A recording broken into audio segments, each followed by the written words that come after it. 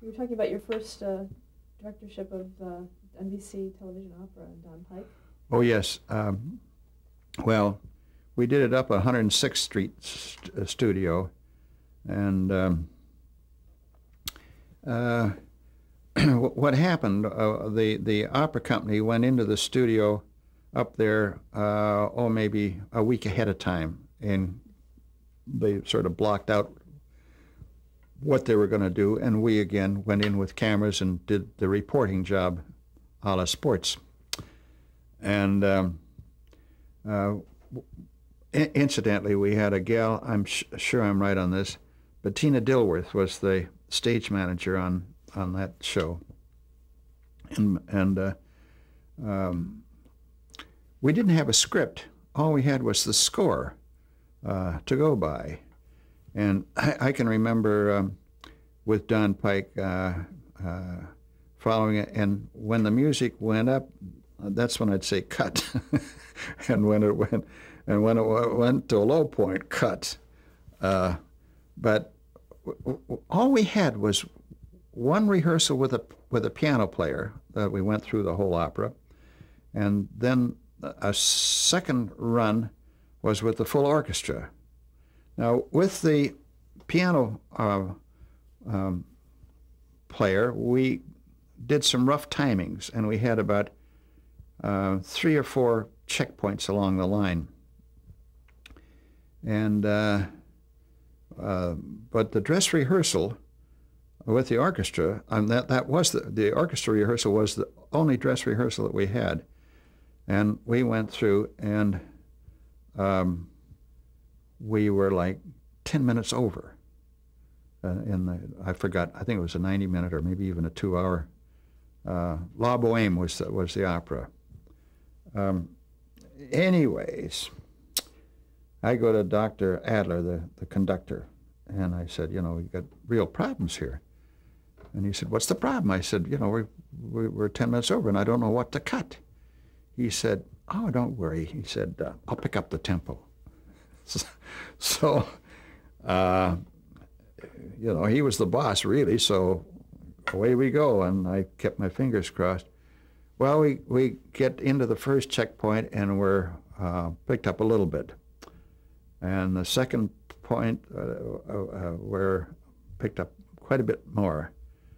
And there was a commercial break that we were had these timings. So I went out and said to Dr. Adler, I said, look, if by any chance we come in short, don't stop the orchestra playing, don't you stop conducting until I give you a cut, because one way or another, I'll get shots of you, the orchestra, or whatnot, and I've forgotten what you call it's not the overture, what's the aperture, aperture. But anyways, we go all the way down the line, and I'll be a son of a gun, we come in and we're about 4 minutes short. And so I've got shots of Shostanov's or at Dr. Adler's score. I've got shots of different instruments playing, and I've got the conductor and a full shot, and I go back and forth and filled out to the end of the 2 hours or whatever the time limit was. And I was very apprehensive about the whole thing. This was on a weekend, and Monday, when Variety, the trade paper, comes out, there's a review. And the review commented on the opera and the great singers and whatnot, and they said, and for once, a director had enough sense to play this opera for its true value and didn't try to extend it or cut it or whatnot. So I felt pretty good about that. Crazy.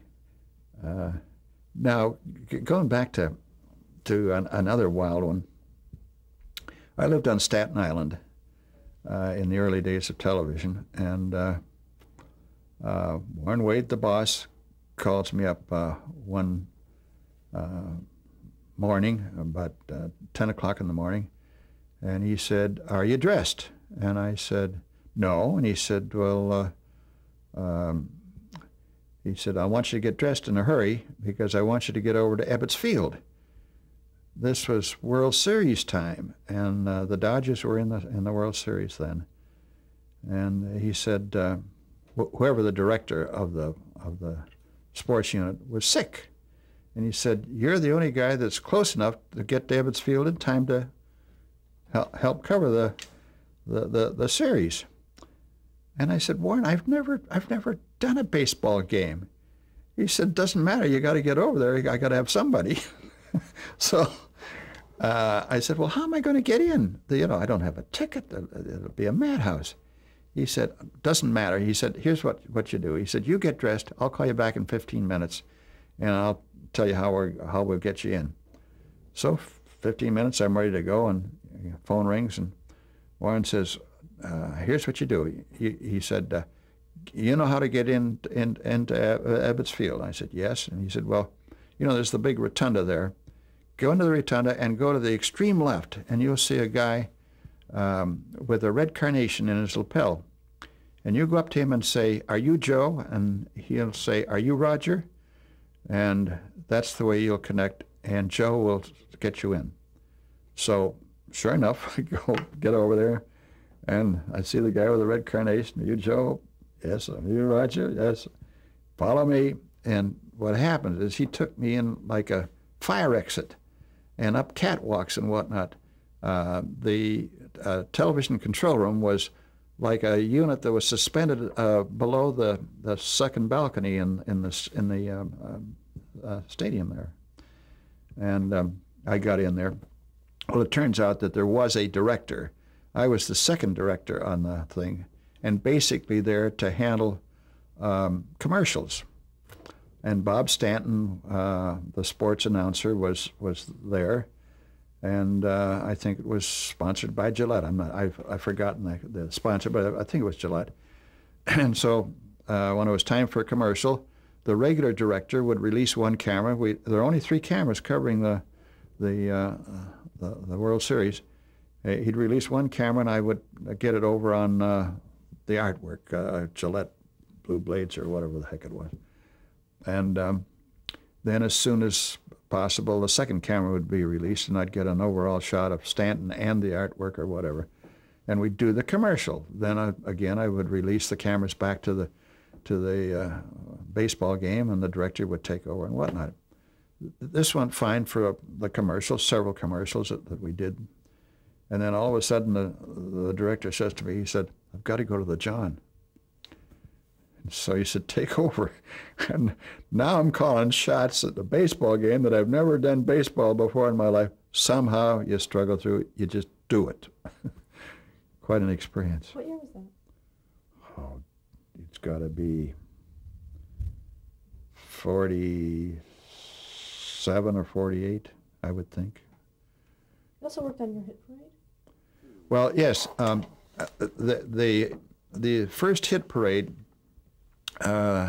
they had an orchestra in one location, and they had some of the singers in another location. And I think Clark Jones was the primary director on that operation. They put me in a second one. What would happen is on your hit parade, you'd have song number 1 or song starting backwards, like 1918 or whatever the heck it was. But one song would be done by one director in a studio, and then you'd cut to second studio for the next number. Meanwhile, the orchestra's in a third studio, so there were three studios in operation, and we had some way of interconnecting. That was a fun show to do. That's all I can tell you about that. What were the most important things to remember as a director in early television? Oh, get it on and off in time. And, try and get human interest into your shows. Visualize, you got to tell us a story and pictures. You know, so much of the early stuff was, the audio was really not in our control. It was not stolen from radio, but it grew out of radio, so that we would endeavor to make it as interesting as possible. Did you ever meet David Sarnoff? Yes. Yes. Incidentally, I worked fairly closely with his son, Robert Sarnoff. And in the early days of Howdy Doody, when we got going and got a lot of sponsors, Bobby Sarnoff was the head of sales for Howdy Doody. So I saw a lot of him. Let's talk about Howdy Doody. How did that all start for you? Oh, all right. Well, as I was doing all these different things for Warren, every once in a while I would go to him and say, you know, we're not doing anything for the kids. Shouldn't we do a kid show? There was on I think it was Dumont. There was a thing that came out of Boston, the Small Fry Club, and that was the only thing that I remember way back then. And I would say, you know, that's not much of a show, and we could certainly do something better, and I think we should. Well, I every once in a while I would badger Warren and say, well, why don't we do something for the kids? Because up until then, daytime-wise, there was Test Pattern on, and until the evening news would usually be the first break away from Test Pattern. And Test Patterns were there for the technicians to install and set up television sets that went into people's homes. The sets in the early days apparently needed considerable alignment. Anyway, I would say 6 months, maybe a little bit more. Warren one day said, okay, we're going to give you your wish. We're going to put on a children's show. It's going to be Saturday afternoon, a 1-hour program, 5 to 6 o'clock. And I said, well, what do you have in mind? He said, well, it's going to be done under the title Puppet Playhouse. He said, you'll do the first one, and then Fred Coe will do the second one, and then Ernie Walling will do the third one. I think those are the three. But there were to be 3 producer-directors that would alternate. And I said, well, what do you have in mind? He said, well, we want some puppets. And he said, why don't you check with Owen Davis Jr., who was then the casting director for our very small television department. I think there were 22 of us at that point. And I got to Owen, and he said, yeah, there's a guy by the name of Frank Paris that has a traveling puppet show. He does it in schools and auditoriums and whatnot. And he's got a thing called The Adventures of Toby. And he said, I think there are about, 10 episodes or something like that. And he said, he's good, so that would be fine for your puppet element. And then I said, or Warren said to me after I knew that we were going to get Frank Paris's Adventures of Toby, said, well, what else do you have in mind? He said, well, I want the puppets to work in juxtaposition with real live people. He said, and I said, what do you mean? He said, well, the puppets will live in the same area or world as real people. And I said, well, do you have anybody in mind for the real people? And he said, well, no, but there's a guy that's been badgering us that does a kid radio show down on the NBC radio station. His name is Bob Smith. And he's got a show down there called Triple B Ranch. Big Brother Bob was the Triple B. He said, why don't you catch one of the radio shows? He said, I think it's on Saturday morning. Why don't you catch one of those shows and see if you think he's any good? So I did. I saw it, and I thought, yeah, this guy's, quite talented. On the radio show, Bob used to have kids in from 2 grade schools. There would and he'd have 4 kids on a hobby horse, a elongated hobby horse. 4 kids from one school against the 4 kids from the other school. Then he had a little audience from each of the schools in the radio studio. And Bob, in addition to doing stunts with the kids or contests with the kids, he also used a falsetto voice for a character he called Elmer, so he could have a little comedy routine between himself and Elmer. And Elmer was sort of a Mortimer Snerd's silly-sounding thing. And Elmer would greet the kids, and Elmer would come in, and whenever Bob would use the voice. There was no puppet or anything there, no visualization of Elmer, but Elmer would greet the kids by saying, "Well, howdy doody, boys and girls." And it wasn't long until kids coming in to the show in subsequent shows would they wouldn't ask for Elmer. They'd say, "Where's Howdy Doody?" So anyways, I go back to the boss and say, "Yeah, this guy looks good." So he said, "All right, put the rest of the show together. I'll leave it up to you guys now." Bob Smith had a writer by the name of Eddie Keene, who was on his payroll. And so Bob and Eddie and I sat down and figured out what we wanted to do for this hour show. All right, we've got the Frank Paris Adventures of Toby. That runs 7 or 8 minutes or 9 minutes or whatever it was. And I happen to have seen a good dog act at the Radio City Music Hall called the Gottschmidt Brothers. And these are the 2 dogs and the Gottschmidts.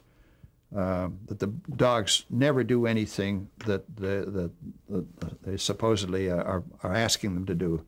The dogs knock them down, and it was a very cute dog act.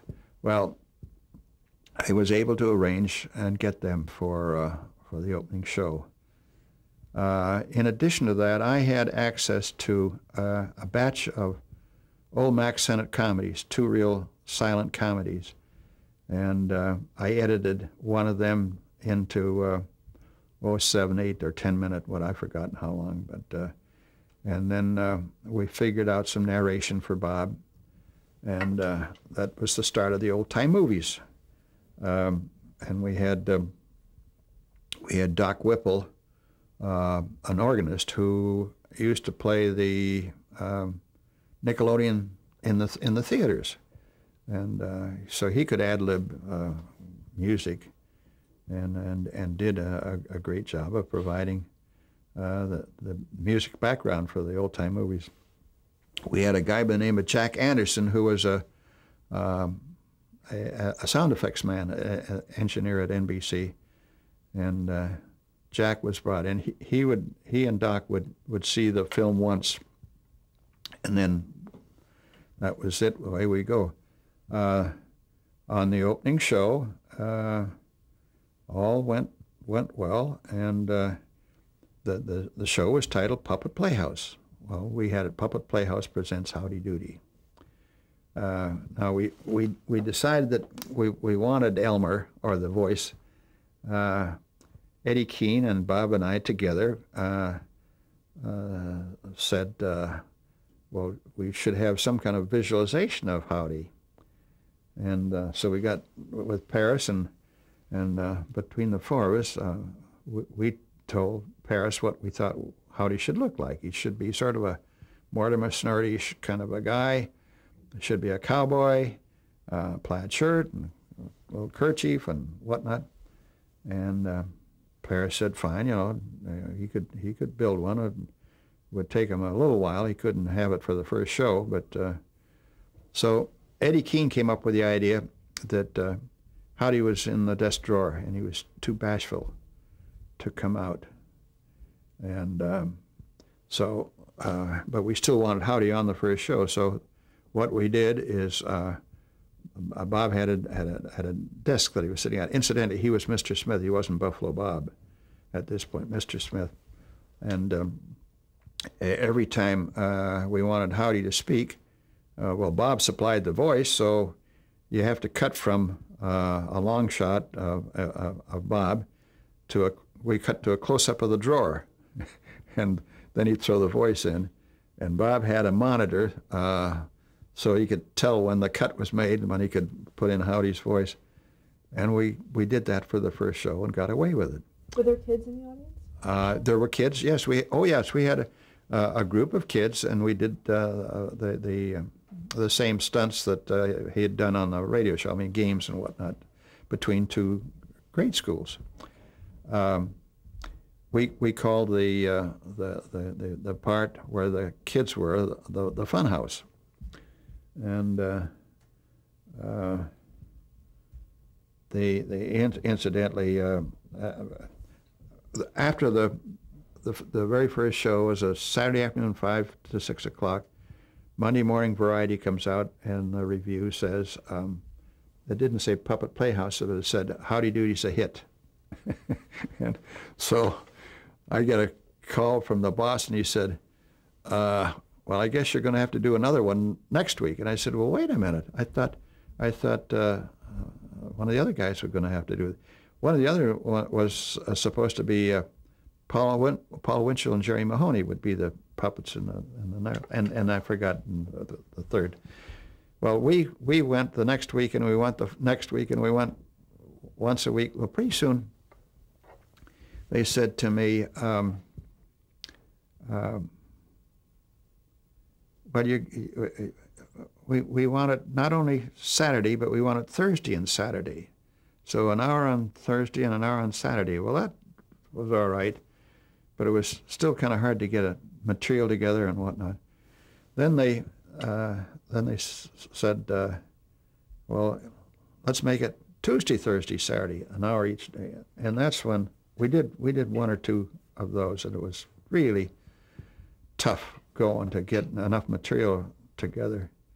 So I went to Warren and I said, could we try, instead of 3 hours a week, could we try a Monday through Friday half-hour show? And he said, well, they had strip shows in radio, and that works. He said, we've never had it in television. Maybe it'll work. So they said, okay, when would you like to have it on? And I said, well, I think, late afternoon, 5:30 or 5 o'clock, something like that. It was determined that it should be 5:30 to 6. Kids would come in from play and quiet down and watch television before dinner. So we went to 5 a week. Incidentally, I started out as the initial producer-director of the first show. At a point, it was getting pretty heavy. They let me hire a guy by the name of Bob Rippon, who had been in the Army with me, and I became producer and Rip directed. And as the thing expanded beyond the 2 shows, we got some more help. We got another director. I became executive producer. Rip became producer, and we finally ended up with 2 directors. And that was the complement of the program production people for the 5 a week show. Now, when was the Howdy Doody puppet, the first one, introduced? Well, it was about maybe the second or third show.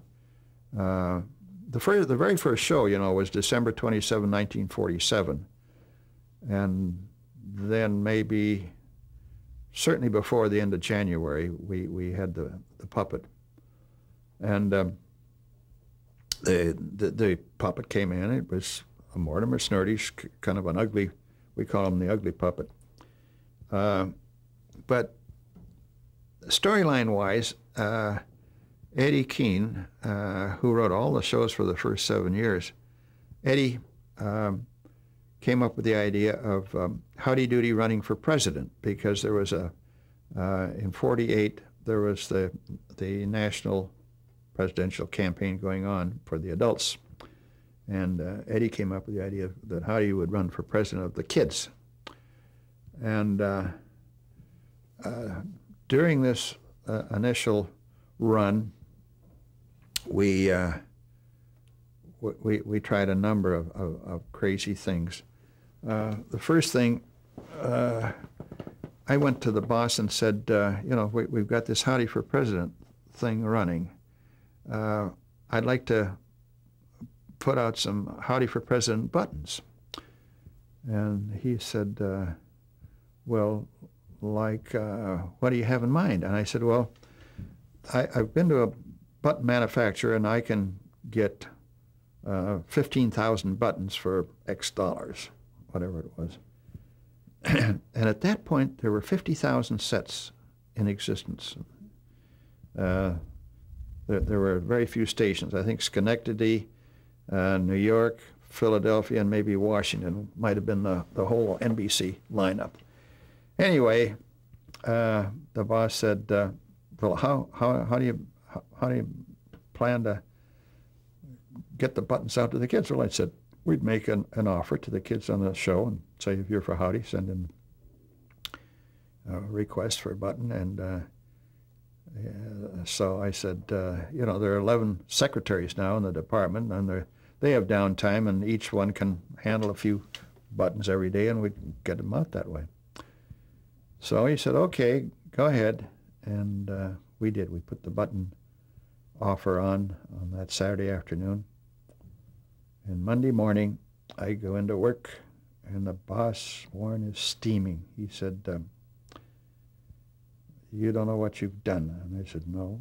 And he said, well, we have to go up and see Mr. Royal. Now, Mr. Royal is the top man in charge of all television, engineering, sales, programming, whatnot. He was the big mocker. And so Warren said, he said, I think you're going to get fired. And he said, I wouldn't be surprised that I got fired as well. So we go up to Royal's office. And Mr. Royal said, now tell me, what did you do? And I told him that, you know, we offered the button. And he said, do you know that we've got 66 bags of mail in the mail department with all our business mail mixed up with your howdy doody request? He said, you didn't do that right. No, sir, no, sir. He said, it's going to take us a week to straighten out the business mail. He said, it's awful. And he said, you know, what you should have done, you should have had a post office box that the kids write into. It shouldn't be right into NBC. He said, how did you expect to handle all the requests? And I told him about the 11 secretaries. And he said, boy, you couldn't possibly handle all the mail that's up there. And he said, what you should have had was a mail handling house. There are people that just specialize in handling situations like that. So he said, I'll tell you what I want you to do. He said, I want you to do 2 more offers, and let's cut it off. But get a post office box. He said, I'll have somebody in the marketing department arrange for a mail handling house, and let's do this thing right. But just 2 more times. So, yes, sir, yes, sir. We get out, and we got the post office box and mail handling house and whatnot, and we put on the offer. Now remember, 50,000 sets for the 2 offers, or actually the total for the 3 offers. It totaled over 250,000 requests. Now that told us one thing, that there were a lot of kids around each of the 50,000 or most of the 50,000 sets, plus word of mouth. You know, I'm sure that lots of. Let's stop there for a moment to change the tape.